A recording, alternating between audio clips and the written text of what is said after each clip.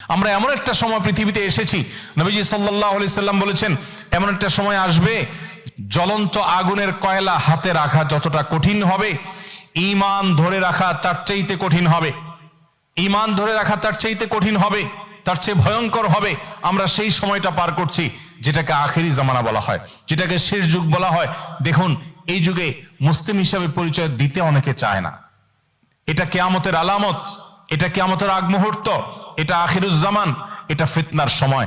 নবী করিম সাল্লাল্লাহু আলাইহি ওয়াসাল্লাম সতর্ক করেছেন সেই ১৫০০ বছর আগে যে এরকম ফিতনার সময় যখন আসবে, ইউসবিহুর রাজুলু মুমিনা ওয়া ইউমসি কাফিরা।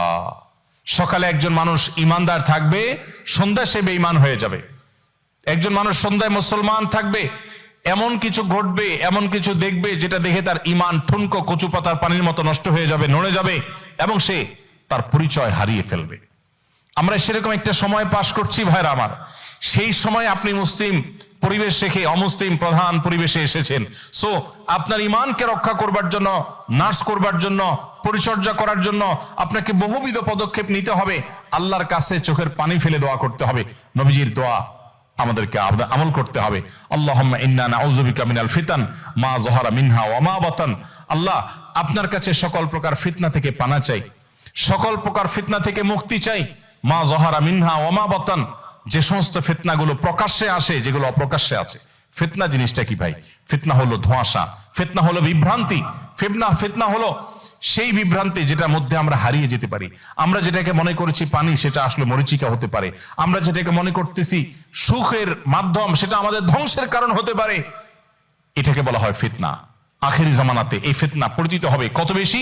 নবীজি বলেছেন যে আকাশ থেকে বৃষ্টির ফোঁটা যেরকম পতিত হয়, ফিতনা এইরকম ছেয়ে যাবে কাওয়াকাইল মাতর।